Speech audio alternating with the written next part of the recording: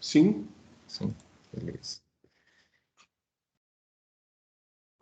Então, a gente falou na última aula sobre o conceito de diferenciabilidade, né, de uma função de várias variáveis, e a ideia de plano tangente também, né? Que são duas ideias que estão muito interligadas. Na verdade, a gente viu que faz sentido falar de plano tangente quando a função é diferenciável. Hoje a gente vai falar de um outro conceito, de um outro teorema, um outro resultado, que também se aplica para esse caso, no caso em que a função envolvida é diferenciável, né? E é justamente uma regra que vocês conhecem bem lá do cálculo 1, que é a regra da cadeia, né? Lá no cálculo 1, vocês devem lembrar, né? Deixa eu ver se vocês lembram aqui. Você tem uma função aqui, f, de um intervalo i. Opa, função f aqui, de um intervalo i da reta em R. E uma outra função, né? Digamos g, de um outro intervalo, j, né? Da reta na reta, né?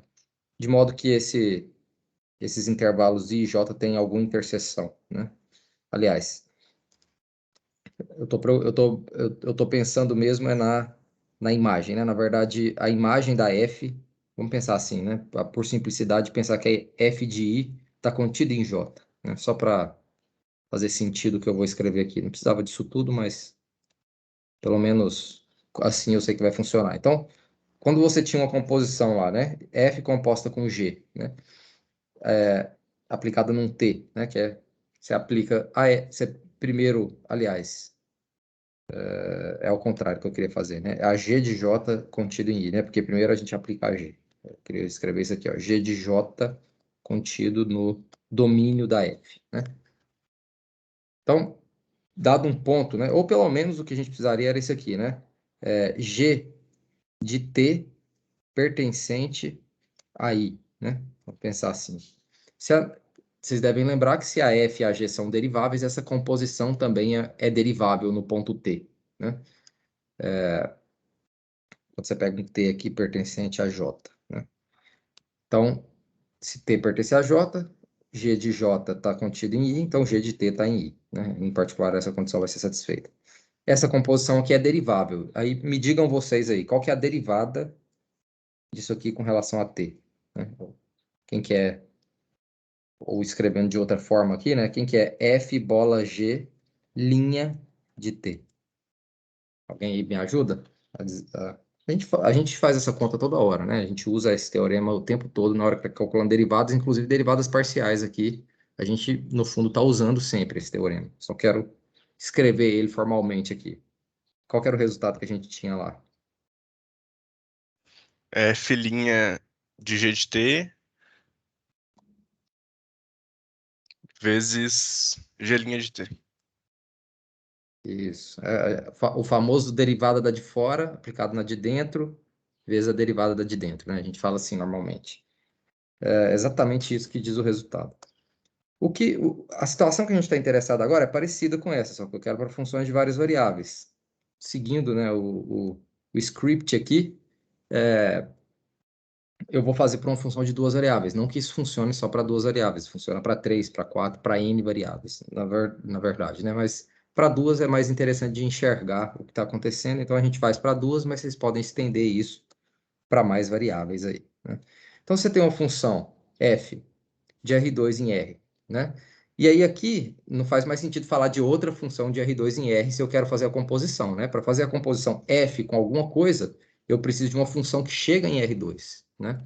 Nesse caso aqui, eu estou interessado a priori, depois a gente vai ver outras situações, por exemplo, de uma função que sai de R2 e chega em R2. Mas a priori, que é o resultado básico aqui, que dele a gente deduz todos os outros, é considerar justamente uma curva, né? Uma parametrização de uma curva, que é uma função vetorial que chega lá em R2, ou seja, uma curva. No fundo, o que está geometricamente, o que está por trás disso aqui? Eu estou parametrizando uma curvinha aqui assim, ó, que está no domínio da função f e passa pelo ponto onde eu quero falar da derivada dessa composição, né? Então, aquela ideia de você restringir a sua função a uma curva que a gente usa o tempo todo aqui, né? E como que a gente faz isso? Compondo a função com a parametrização. Vocês devem lembrar que, por exemplo, quando a gente estava estudando a questão lá de continuidade, né, ou limite de uma função num ponto, a gente sempre fazia esse tipo de conta, né? A gente compunha uma função com uma parametrização de uma curva para ver se conseguia achar duas curvas diferentes, passando pelo mesmo ponto, tal que o limite ao longo dessas duas curvas diferentes dava diferente. Aí a gente conseguia deduzir, né, a partir disso que a função não tinha limite naquele ponto. Então, esse tipo de conta de compor a função com parametrizações de curvas, a gente já faz aqui. A pergunta agora que a gente quer responder é como derivar isso, como derivar essa composição, né? Eu quero saber o que é a derivada de f composta com r num dado ponto, né? Então, eu estou pensando aqui, claro, que o r aplicado em t0 dá um x0, y0, que está no domínio da f, né? Deixa eu até colocar isso aqui, que tem que estar aqui, ó, no domínio da f, esse par, né? Talvez, aqui dá a ideia de vetor, né? Talvez o ideal seria escrever assim, né? Onde x0 y0, o ponto x0, y0 está no domínio da f, né? Que é D aqui, chamei de D. E eu vou supor aqui que essa R é derivável em T0. O que eu quero dizer com isso? Se a minha R, nesse caso, como chega em R2, é uma x de t, y de t, o que eu estou dizendo é que em T0 existe o x' e o y', né? É isso que a gente quer dizer quando a gente fala que R é derivável, né? Existe o x' e o y', pelo menos no t igual a t0 aqui, né? Nesse t0 onde eu estou querendo enunciar o teorema.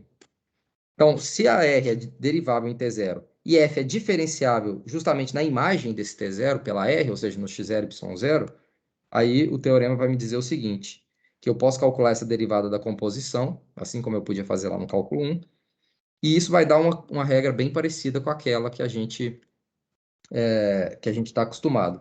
Só que aqui eu preciso, digamos, entre aspas, aqui mudar esse símbolo. Por quê? Porque não faz sentido falar meramente de um f' aqui, né? Como a gente fazia aqui. A gente precisa introduzir uma outra coisa aqui que a gente vai chamar de vetor gradiente, tá?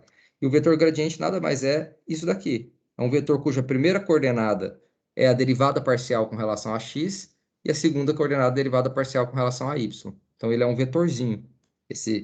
Essa é a notação que a gente usa, né? E é até bom a gente colocar aqui, dar o nome para esse vetor, que é a primeira vez que a gente está falando dele, né? Esse é o vetor gradiente de f. No caso aqui, né? Como eu estou fazendo num ponto, em x0 e y0, né? Como eu estou aplicando no x0 e y0.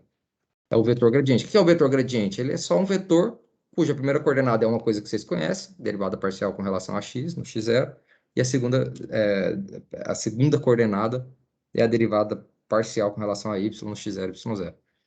Aí você vai pensar, professor, mas de onde que vem esse vetor? A priori, eu não vou ficar discutindo com vocês o significado geométrico disso, porque vai ter um momento mais conveniente, um pouquinho mais para frente, quando a gente começa a falar de derivada direcional, vocês vão perceber, a gente vai dar uma interpretação mais geométrica para isso. Por enquanto, pensa simplesmente como sendo algo que aparece nesse teorema, um objeto que aparece nesse teorema, que é esse objeto matemático, é o vetor a primeira coordenada é derivada com relação a x e a segunda é derivada com relação a y. O significado disso vai ficar é importante e vai ficar muito claro na próxima aula, provavelmente. Eu acho que a gente já vai conseguir falar disso, tá? Então, se você faz essa continha aqui, ó, esse produto aqui, ele agora é um produto escalar, né? Veja que o R' é o quê? Vamos lembrar aqui, né? Escrever aqui. Se o R ele é dado por essas coordenadas x de t, y de t, que eu coloquei aqui em cima, ó, o R' no t0, digamos, é o quê? A derivada da primeira coordenada. Pode escrever assim, né? Derivada de x com relação a t, no t0, né? Derivada de y com relação a t no t0. Então, é a derivada coordenada a coordenada. A gente já sabe derivar esses vetores, né? Essas funções vetoriais, e sabe, inclusive, o significado disso, né? Isso é um vetor tangente no ponto onde você está aplicando, né? Digamos, no ponto R de t0, né? Um vetor tangente à curva naquele ponto. E aqui, no lugar de um produto de dois números reais, como aparecia aqui no cálculo 1, né? O f' de g de t vezes g' de t, aqui aparece um produto que é escalar, né? É um produto entre dois vetores. Então, você pode reescrever essa fórmula aí desse jeito aqui, ó. Desse jeito aqui. O que que eu estou fazendo? Multiplicando os dois vetores, só isso, né? Então, aqui, a primeira coordenada do gradiente é o quê? Essa derivada com relação a x, que é isso aqui, só usei outra notação, né? Que é isso aqui, ó, derivada com relação a x, é a mesma coisa que o fx, né? Multiplicado pela primeira coordenada do R'. Quem que é a primeira coordenada do R'? É isso aqui, ó, a derivada de x com relação a t, né? Mais a segunda coordenada do vetor gradiente, que é a derivada de f com relação a y, vezes a segunda coordenada do R', que é a derivada de y com relação a t, né? Então, essa é a fórmula, essa é a regra da cadeia, a gente vai usar bastante ela nesse segundo formato aqui, mas é muito importante você entender ela também nessa forma aqui. Isso vai estar intimamente relacionado com a ideia de derivada direcional, que é o próximo assunto que a gente vai ver aqui. Tem tudo a ver com essa regra da cadeia aqui, a derivada direcional. A gente vai entender isso melhor na próxima aula. Então, é bom vocês guardarem, memorizarem, né, essas duas formas de escrever a regra da cadeia, tá? Então, isso aqui é a regra da cadeia, né? E isso aqui também é a regra da cadeia.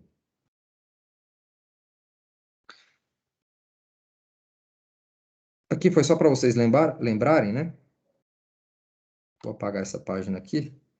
Vamos para outras notações que a gente usa, né? Muitas vezes a gente denota aqui a função f como sendo uma z. A gente fala f de xy, por exemplo, igual a z. Então, por isso, muitas vezes essa regra ela vai aparecer assim. Ela vai aparecer dz dt, onde z é uma função f de xy, né? Então, esse dz dt aqui, você pode escrever ele resumidamente, sem ficar explicitando aquele ponto t0, né? Você pode escrever ele justamente assim, ó, a derivada de z com relação a x, que está representando justamente esse df dx aqui, tá vendo? Multiplicado pela derivada de x com relação a t. Vocês devem estar percebendo que, olha aqui, quando eu vou falar da derivada com relação a x de z, eu uso derivada parcial, porque x depende de duas variáveis. Z depende de duas variáveis, x e y, né? Mas quando eu vou falar da derivada de x com relação a t, aí eu uso o símbolo d, né? E não esse parcial. Por quê? Porque o x, nesse caso aqui, está dependendo só de t, né? Ele não depende de outras variáveis. E a mesma coisa com relação a y. A derivada parcial de z com relação a y vezes a derivada de y com relação a t. Mas uma outra notação que dá para a gente usar também é essa de subíndice. Tanto para derivada ordinária quanto para parcial, a gente pode usar z subíndice t, querendo dizer a derivada com relação a t, é igual a derivada com relação a x, que é z subíndice x, vezes x subíndice t, significa o quê? Se x depende só de uma variável, é essa derivada ordinária que está aqui em cima, né? Se depende de duas variáveis, aí pode significar uma derivada parcial, como a gente vai ver nos próximos casos aqui. Mas são notações só que reduzem, né, compactam essa notação aqui do teorema, né, onde eu fico explicitando os pontos e faço tudo com a função f e com uma parametrização, digamos, r aqui, né? Eu até omito essa r, eu só penso nas equações paramétricas, que são coisas do tipo x como uma função de t e y como uma função de t. Eu não preciso ficar explicitando uma parametrização r, né, se eu já tenho as equações paramétricas. E tem variações desse teorema. Quais são as variações? Que basicamente são aplicações disso que a gente fez aqui, né? Uma possível variação, que não é nem uma aplicação, é só uma extensão óbvia, né, do teorema, é você pegar uma função de três variáveis, por exemplo. O que vai acontecer? Qual que vai ser a diferença? A diferença é que agora você não vai ter só derivada parcial com relação a x e a y. Você vai ter também a derivada com relação a z. Ou seja, o novo vetor gradiente nosso aqui, ó, seriam fx, fy e fz, né? Se você tem três variáveis, se a função depende de x, y e z, né? Então, o vetor gradiente, de uma forma geral, vai ser sempre o vetor cuja a iésima coordenada é a derivada com relação a x-iésima variável, né? O xi, digamos. Então, aqui vai aparecer essas três... Oh, desculpa. Vai aparecer essas três derivadas parciais, consequentemente, a derivada da primeira coordenada com relação a t, segunda com relação a t e terceira com relação a t. Então, aumenta esse último termozinho aqui na nossa expressão. né, quando você olha para uma função de 3 variáveis. Mas aqui eu continuo olhando x, y e z como funções de uma única variável, né? Funções da variável t, aqui no caso. Mas dá para a gente estender mais ainda esse teorema, né? Ou pegar um caso mais geral. Eu fiz para o caso de uma função de 2 variáveis aqui, mas você poderia fazer para o caso de 3 também, né? Onde as suas funções coordenadas, agora, elas dependem de 2 variáveis, e não só de uma, né? A gente vai estudar isso melhor mais para frente. Esse tipo de objeto aqui é muito útil, por exemplo, para você parametrizar superfícies, né? Especialmente quando você chega em R3, nesse caso aqui você tá chegando só em R2 porque a função é de 2 variáveis, né? Mas então aqui você não tem mais uma função vetorial daquela que sai de R e chega em R2, né? Você está com uma função que sai de R2 e chega em R. Nesse caso específico aqui, inclusive, isso dá para enxergar esse tipo de coisa, mais ainda, não só como parametrização, né? Parametrização teria que ser em R3 de superfície, mas vai dar para a gente enxergar mais para frente como um campo vetorial, que é um outro objeto que a gente vai estudar. Mas por enquanto vamos pensar só assim, ó. Vamos pensar de forma mais simples aqui. Não precisa complicar muito a coisa. Vamos pensar simplesmente como x como função de 2 variáveis e y como função de 2 variáveis, certo? Cada coordenada aqui, cada coordenada da f como funções de 2 variáveis. Agora faz todo sentido a gente falar de derivada parcial da z com relação a t e com relação a s também. Agora você tem duas. Essa derivada aqui, ó, que apareceu aqui, ela não é mais uma derivada ordinária. Porque a z, quando você compõe com x e y, continua uma função de 2 variáveis, né? Então você fala de derivadas parciais. Inclusive, outra maneira de escrever essas mesmas equações aqui, ó, é assim. Só outra notação, deixa eu escrever aqui com outra notação. Seria essa aqui, né? Só estou mudando a notação mesmo, não estou fazendo conta nenhuma aqui, né? A derivada parcial com relação a t, tá vendo? Agora é uma derivada parcial aqui.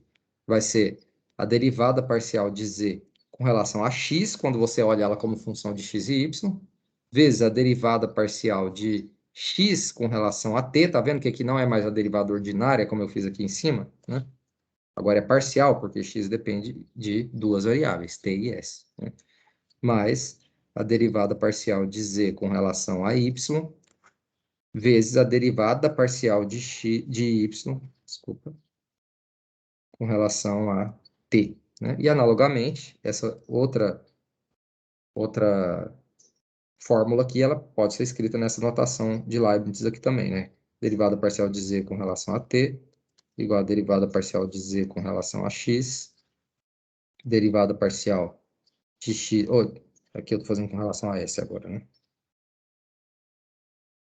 Com relação a s, derivada de x com relação a s, mais a derivada parcial de z com relação a y, vezes a derivada parcial de y com relação a s, né? Que eu estou fazendo com relação a s aqui.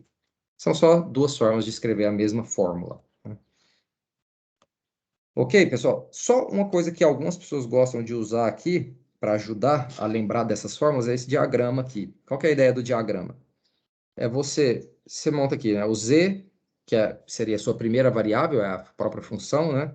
Que depende de x e y, que aí fica nessa segunda coluna, que por sua vez, cada um, o x depende de t e s, e o y de t e s também, né? Então, para você montar, por exemplo, se você quer calcular a derivada de z com relação a s aqui, né? Seria essa que eu coloquei de azul, o que você tem que fazer? Você tem que seguir o caminho aqui, todos os possíveis caminhos saindo de z e chegando até s, né? Então, você vai passar aqui por x e chegar em s, e depois você vai passar aqui por y e chegar em s. E como é que você monta a fórmula? Você tem que sempre somar o resultado da multiplicação dos termos que aparecem em cada caminho, né? Então, se você anda por esse caminho azul, né, vai ser dz dx multiplicado por esse termo aqui, dx ds, né? Somado com o outro caminho, né, que seria dz dy multiplicado por dy ds. E, analogamente, se você quer fazer a derivada com relação a t, você vai seguir os caminhos que chegam a t, né? E fazendo sempre esse procedimento, multiplicando o que está aparecendo no meio do caminho, dz dx dt, né? E aqui somado com dz dy dt, né? Aí vai dar justamente essas fórmulas que a gente discutiu anteriormente aqui. Então, a regra da cadeia que a gente está interessado, basicamente, são essas variações. É claro que aqui, né, vocês já devem ter percebido que dá para obter mais variações disso, né? Por exemplo, eu poderia pegar f de x, y, z igual a w e pegar x, y e z como funções de t e s, né? Ou poderia até, inclusive, pegar x como função de 3 variáveis e não de 2, né? Por que não, né? Aí eu teria 3 possíveis. Quando eu fizesse essa composição da f com x e y, sendo x e y funções de 3 variáveis, eu teria agora uma função de 3 variáveis. Então, poderia falar de derivadas parciais de t, s e r, por exemplo, né? E isso você pode ir generalizando para quantas variáveis você desejar, né?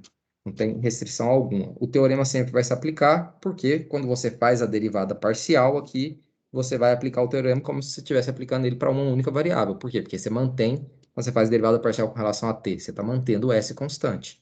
Então, você pode aplicar exatamente essa fórmula aqui, né? Exatamente essa fórmula que a gente tem aqui, só que trocando essas derivadas ordinárias aqui de x e de y por derivadas parciais, né? Então dá para perceber que essas generalizações elas continuam, né? Não para por aqui. Aqui já deu para a gente ter uma noção do todo, mas não daria para escrever. A gente até poderia escrever isso de forma um pouco mais genérica, mas eu acho que não tem necessidade. Aqui já deu para a gente pegar a ideia, né, de como aplicar essas coisas. Então vamos aplicar, vamos fazer um exemplo. Vocês conseguiram pegar aqui a teoria, quem ainda não conseguiu dar uma olhada no material? Com isso que eu expliquei agora, deu para captar aqui qual a ideia? Vamos para os exemplos? Vocês precisam de mais algum esclarecimento? Tranquilo? Por aqui tranquilo, professor. Beleza, então vamos lá. Vamos para o exemplo. Então, vamos pensar aqui, por exemplo, numa função f de xy, que eu estou falando que é igual a z aqui, né? f de xy igual a z. Tal que você não conhece a função, mas conhece as suas derivadas parciais, né? Você sabe que a derivada parcial da f com relação a x é 2x menos y, e a derivada da f com relação a y é 2y menos x. Se eu te peço para... Se eu te dou x e y como funções de s e t, de duas variáveis, então eu estou querendo aplicar justamente essas fórmulas aqui, que eu acabei de mostrar para vocês, aí faz todo sentido eu te pedir a derivada de z com relação a t e a derivada de z com relação a s, nessas derivadas parciais. Apesar de você não saber quem é z, a gente pode muito bem encontrar quem são essas derivadas parciais. Por quê? Porque nessa fórmula, o que aparece do lado direito não precisa necessariamente conhecer a z, você só precisa conhecer suas derivadas parciais com relação às suas duas coordenadas aqui, x e y. Então vamos lá, né? A gente sabe aqui, ó, que a derivada, vou reescrever aquela fórmula, né? Se eu quero calcular zt, né, que é a derivada de z com relação a t, eu preciso fazer o quê? Calcular a derivada de z com relação a x, né? Multiplicar pela derivada de x com relação a t, mais a derivada de z com relação a y e multiplicar pela derivada de y com relação a t, né? A gente sabe que z de x é igual ao quê? Z de x, ó, que é isso aqui, né? Essa primeira informação que a gente tem é 2x menos y. 2x menos y. Só que tem um detalhe. Se você... Essa notação, ela está abreviada. Tem que tomar um certo cuidado, porque como ela está abreviada, você pode se confundir e deixar as coisas em função de x e y. Mas olha aqui, aqui era para eu ter apagado isso, né? Olha aqui como que estava a nossa fórmula lá no começo. Você tem que aplicar onde a sua... Talvez seja melhor até olhar aqui, ó. Onde que você tem que aplicar as suas derivadas parciais? Na R de T0, né? Ou x0, y0, que é justamente quando você olha aqui em cima, R de T0. Então, você não está interessado em deixar suas derivadas parciais em função de x e y. Você quer deixar ela em função de t e s aqui nesse caso, né? No caso aqui do teorema, seria só em função de t, mas como eu estou trabalhando com função que depende de t e s, é em função de t e s, né? Então, vamos lá. Vamos voltar lá e fazer o seguinte. Eu quero deixar isso em função de t e s. O que que eu faço? Eu substituo o x e o y. Então, 2x vai ser o quê? 2 vezes que é o meu x, 2s mais 3t. 2 vezes 2s mais 3t. Que, aí se você quiser escrever aqui, vai ser 4s mais 6t, né? E o z, y, que é outro elemento que eu vou precisar aqui, vai ser, tá dado aqui, né? Vai ser 2y menos x. Então, 2y menos x. Oh, desculpa, que faltou menos y, né? Deixa eu corrigir aqui. Esqueci de colocar o menos y aqui. Isso, 2s mais 3t menos o y. Quem é o y? Voltando aqui. 4s menos t. Menos 4s menos t, né? Então, aqui vai dar 4s menos 4s. O 4s vai sumir, né? Vai ficar 3t menos menos t, né? Então, vai ficar 3t mais t, que é igual a 4t. Então, o meu zx, ele ficou, no fim, só em função de t, que é 4t, né? E o zy?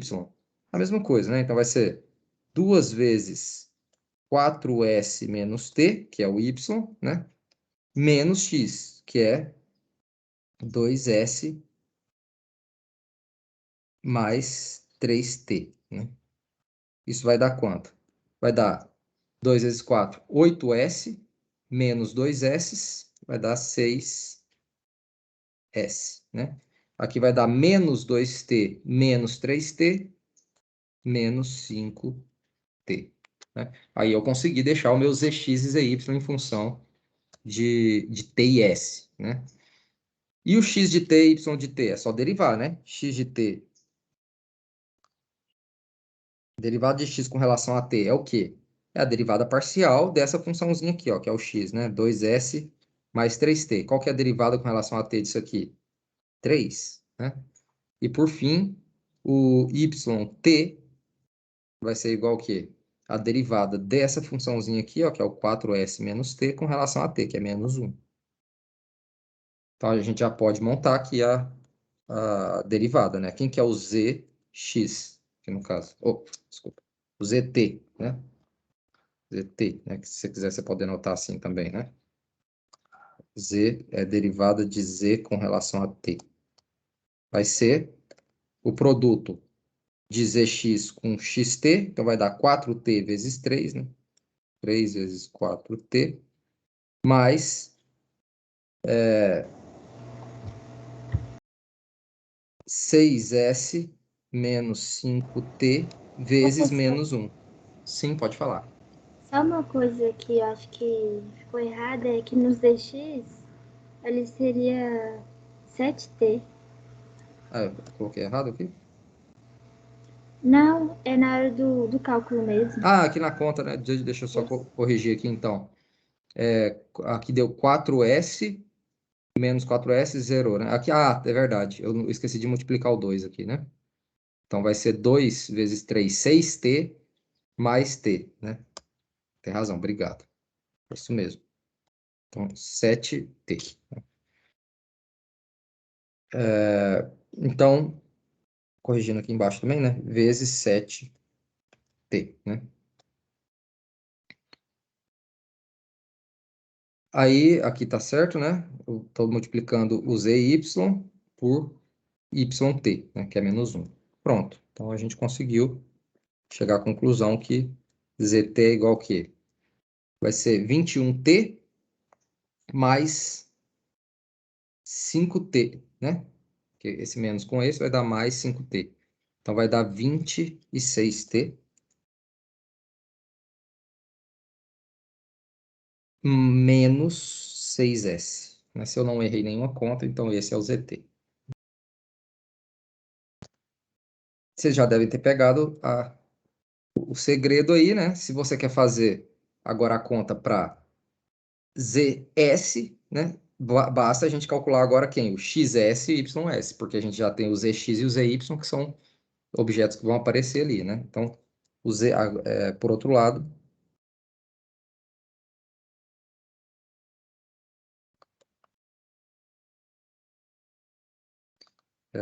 z S é igual ao quê? Vamos lembrar a fórmula aqui, né? É o Z com relação à primeira coordenada vezes a primeira coordenada com relação a S agora, mais Z com relação à segunda coordenada, vezes a segunda coordenada com relação a S, né? É isso aqui.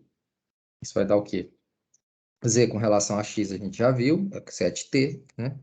7t, vezes... Quem que é X com relação a S? Vamos colocar direto aqui. Lembrando que X é 2S mais 3t, então a derivada com relação a S é só 2, né? Vezes 2. Mais Z com relação a Y, 6S menos 5,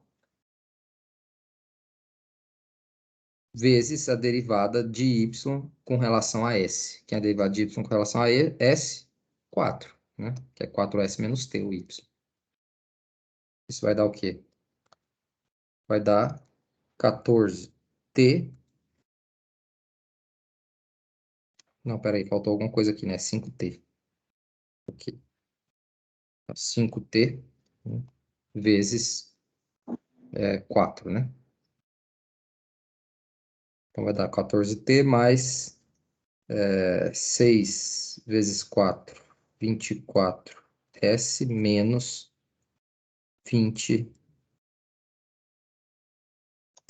né? Então, vai dar no fim 6T mais 24S. Né? A derivada de Z com relação a S. Claro que com o tempo vocês vão fazendo essa conta cada vez mais rápido, né? Eu quis fazer devagar porque foi a primeira vez que a gente fez aqui, né? Deu para entender como que faz os cálculos? É tranquilo, né? Basicamente aplicar a fórmula, mas é importante que você tenha em mente que isso não é só uma fórmula, né? Tem todo esse conceito aqui, né, do vetor gradiente, né, que depois a gente vai explorar ele um pouco melhor, como eu disse, né?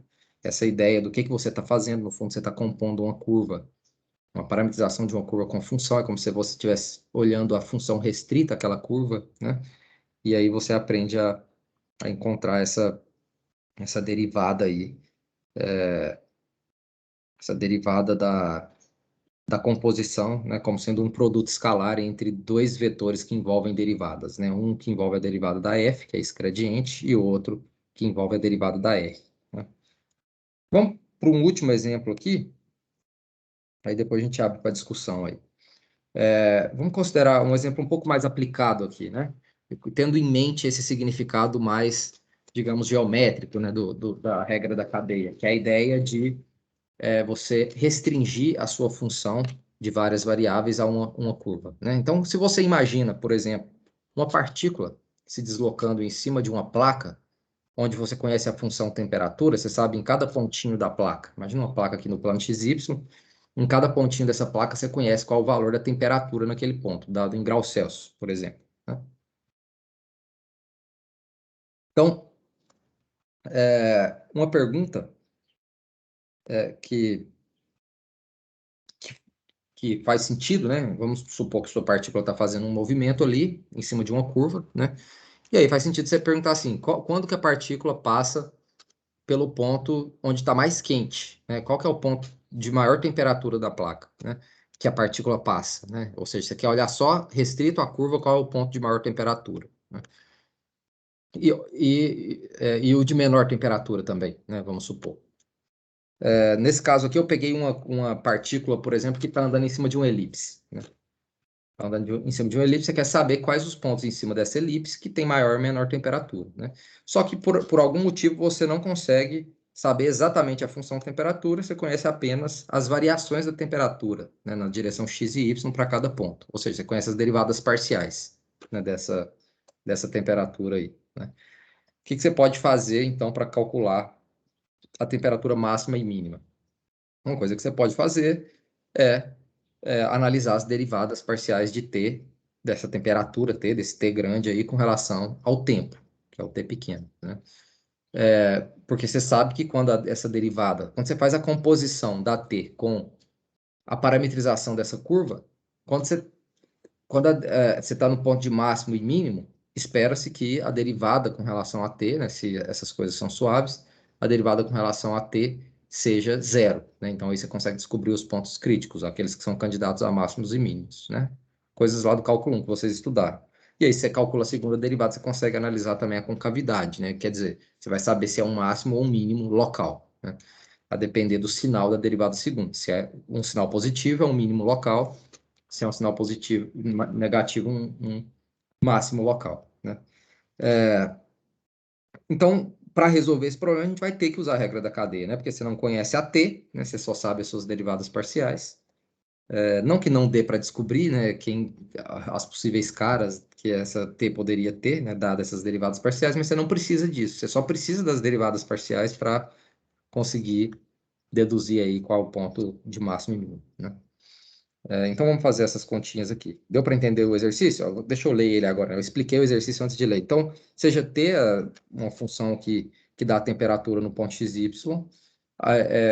a priori aqui seria em qualquer ponto xy do plano, né? Mas você sabe que você quer analisar especificamente na elipse, né? Dá a temperatura no ponto xy na elipse, x igual a 2 raiz de 2 cosseno de t, y igual a 2 igual a raiz de 2 seno de t, né? Com t variando entre 0 e 2π. Então, estou dando a volta na elipse inteira, né? E suponha que você conhece essas derivadas parciais aí da temperatura com relação a x e y, e você quer localizar as temperaturas máxima e mínima na elipse, examinando essas derivadas parciais com relação a t, né? Aqui eu falei de t como se fosse tempo, porque eu estava interpretando isso como uma partícula se movimentando em cima da elipse. Nesse caso, não precisa fazer essa interpretação, né? Você só quer saber os pontos de máximo e mínimo em cima da elipse. Mas não necessariamente precisa. A gente vai poder pensar também aqui em termos de variação numa direção. A gente vai discutir isso um pouco melhor quando estudar derivada direcional também, né? A gente pode pensar também em variação da temperatura que a partícula consegue detectar num determinado instante, por exemplo, né? A variação em graus Celsius por segundo, por exemplo, né? Ou seja, dada a velocidade que ela está passando por aquele ponto, qual a variação que ela consegue captar naquele ponto, né? Em função da velocidade que ela está passando ali, né? Ou seja, quanto que a temperatura está variando para aquela partícula que está passando uma determinada velocidade num ponto. Daria até para a gente resolver isso. Tem a ver justamente com essa derivada aqui, ó. Derivada de T da temperatura com relação ao tempo, né? Isso vai ser uma coisa do tipo graus Celsius por segundo ou por minuto, dependendo da unidade de medida de tempo, né? Só que aqui eu não estou necessariamente pensando em uma partícula se movimentando. Se eu estivesse pensando, se essa parametrização aqui fosse uma partícula se movimentando em cima da elipse, eu poderia discutir esse tipo de coisa também, né? E além um pouquinho nessa aplicação, né? A priori, vamos pensar só no ponto de máximo e mínimo aqui. Então, quem que é a derivada de t com relação a t aqui, né? Pela regra da cadeia, a gente sabe que é o quê? É a derivada de t parcial, né? Com relação a x, vezes a derivada aqui de x com relação a t, né? X depende só de t aqui nesse caso, né? Não depende de outra variável. A derivada parcial de t com relação a y, vezes a derivada de y com relação a t, né? Então, vamos montar isso aqui. Quem que é a derivada de t com relação a x? A gente sabe que é... Eu vou usar esse tipo de notação. Vou colocar x aqui só. Só que você tem que colocar o x já pensando. Eu preciso substituir esse x por quem é o x depois, né? Pode fazer as contas desse jeito, mas tem que tomar esse cuidado de estar ligado que você não pode deixar o x aqui no final, né? Porque você quer isso em função de t, não de x, né? Então, a derivada de t com relação a x, aliás, é y, né? Eu ia colocar errado aqui. Com relação a x é y, né? Vezes a derivada de x com relação a t. Vamos ver aqui. Ó, quem é x? 2 raiz de 2 cosseno t. Derivada disso com relação a t é menos 2 raiz de 2 seno de t, né? Mais a derivada de t com relação a y é x, né? Então vai ser mais x vezes a derivada de y com relação a t. Y é raiz de 2 seno de t. Então isso aqui vai dar raiz de 2 cosseno de t, quando você deriva com relação a t.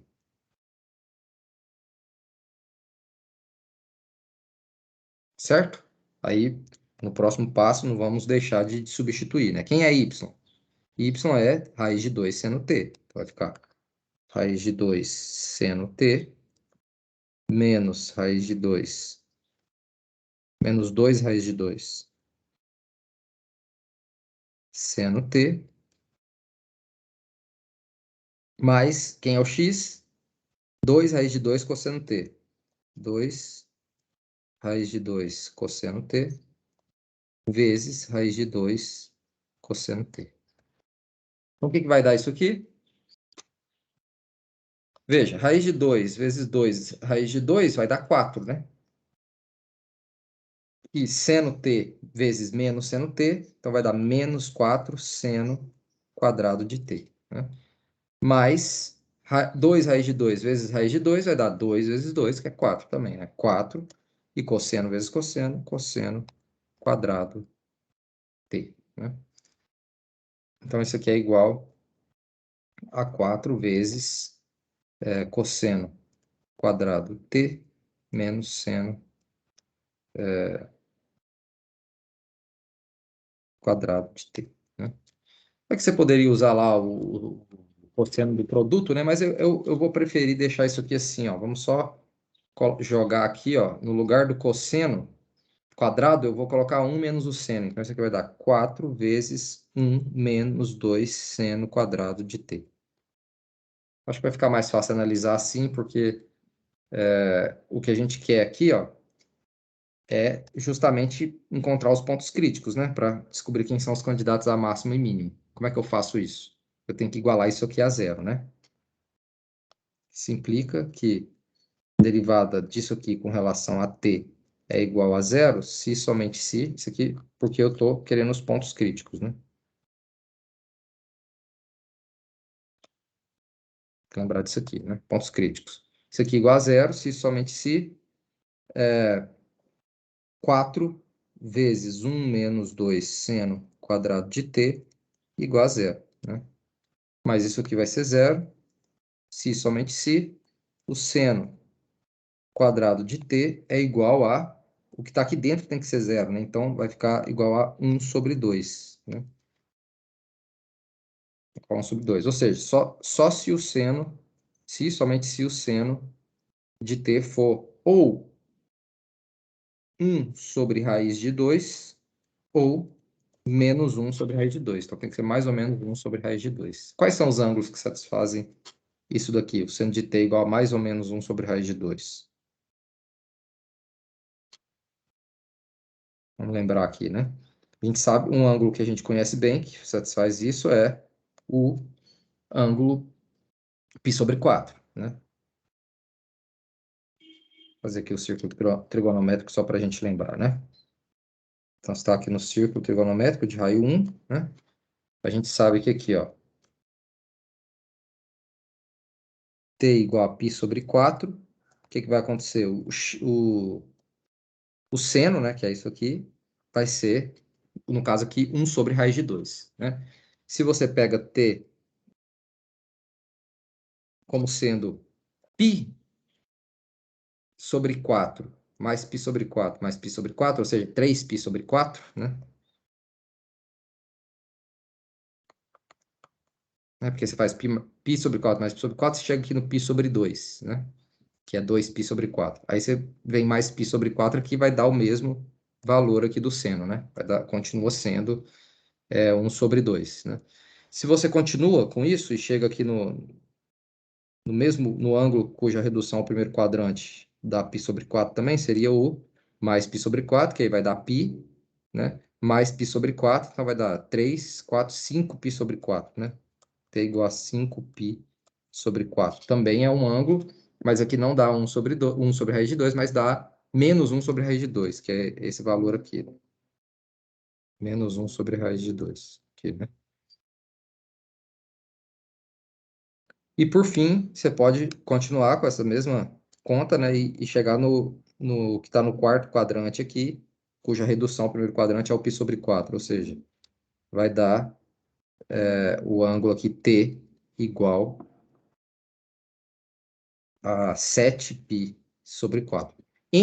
Lembrem lá que no começo eu falei o quê? Que T tem que estar entre 0 e 2π, né? Entre 0 e 2π, quando você fixa nesse intervalo só para dar uma volta na elipse inteira, os possíveis ângulos cujo resultado do seno de t dá 1 sobre raiz de 2 são esses aí, esses 4 aí, né? Correto?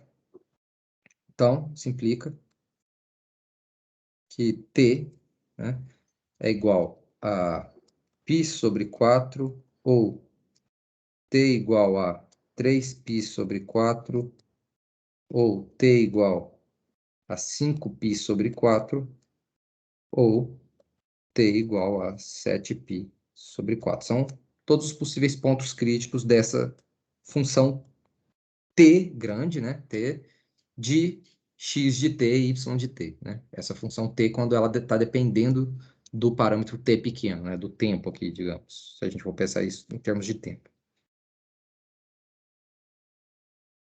Então, esses aqui são os pontos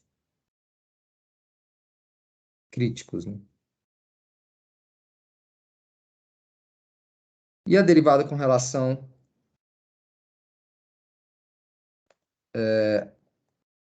derivada de segunda ordem, né? Com relação a t aqui agora. Vai dar o quê? Vai dar a derivada com relação a t da derivada de t com relação a t, né? Óbvio. Isso é o quê? A derivada com relação a t de qual função?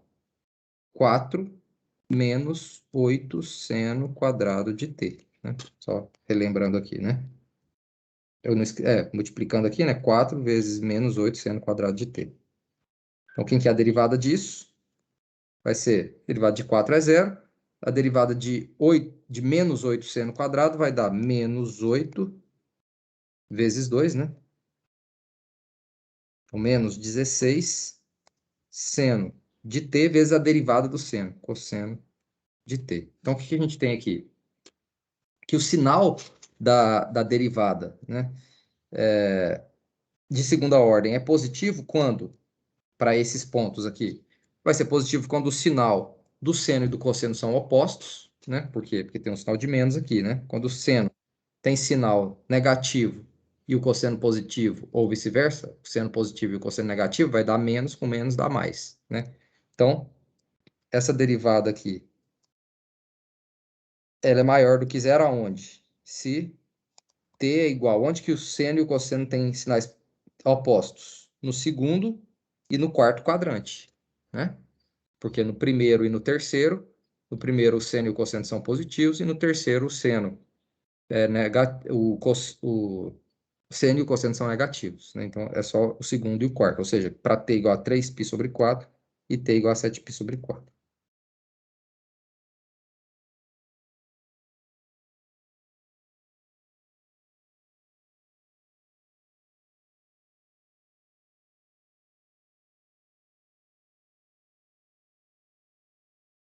Então, nesse caso, né, nestes casos, são pontos de máximo ou mínimo aqui? Hein, pessoal? São pontos, a gente já sabe que são pontos críticos, né? São candidatos a máximo ou mínimo. Mas nesse caso, como a derivada de segunda ordem é positiva, vão dar pontos de quê? Máximo ou mínimo? Mínimo. No caso? Mínimo, né? Porque derivada positiva com cavidade para cima, né? Só você lembrar que o que está acontecendo? Que a derivada, quando a derivada da positiva, está crescendo, né? A derivada de primeira ordem está crescendo, né? Porque quando é positivo significa isso, que está crescendo. Então ela começa, as retas tangentes ali, elas começam negativas, quando chega no ponto crítico é zero, né? Que a derivada de primeira ordem dá zero, e depois fica positiva. Então está crescendo, né? Ou seja, a concavidade aqui é para cima. São pontos de mínimo, né? Ou concavidade para cima. E por outro lado, né, fazendo a mesma análise, quando você deriva com relação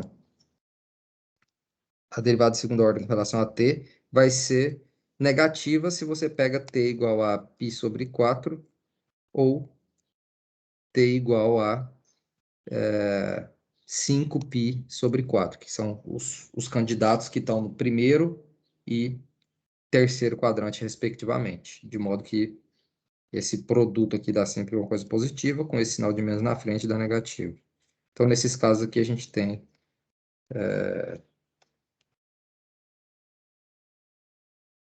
concavidade para baixo, né? Máximos agora, né?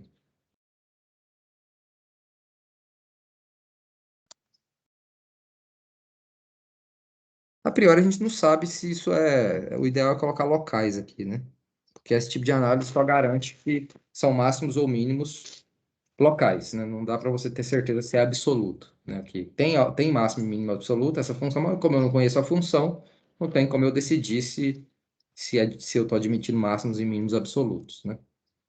Por que que tem máximos e mínimos absolutos? Porque o t está num intervalo fechado, vocês devem estar lembrados, né? Entre 0 e 2π. Se está num intervalo fechado entre 0 e 2π, tem que admitir máximo e mínimo. Teria que analisar os extremos aqui também, né? A gente não fez isso, passou por cima disso, mas no fundo a gente sabe que o extremo não vai ser um bom candidato, porque, aliás, não dá para ter certeza disso, né? Teria que conhecer a função, né? Mas pelo menos a gente sabe que nos extremos a derivada não é zero, né? A derivada só vai ser zero nesses pontos aí. Enfim, a análise seria mais ou menos essa aí.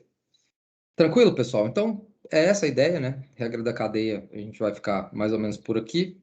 Na próxima aula a gente já vai mudar de assunto e falar sobre derivadas direcionais, tá bom? Eu vou encerrar a gravação. Que vocês querem perguntar alguma coisa sobre esse exercício ou o assunto que eu acabei de falar antes de eu encerrar a gravação?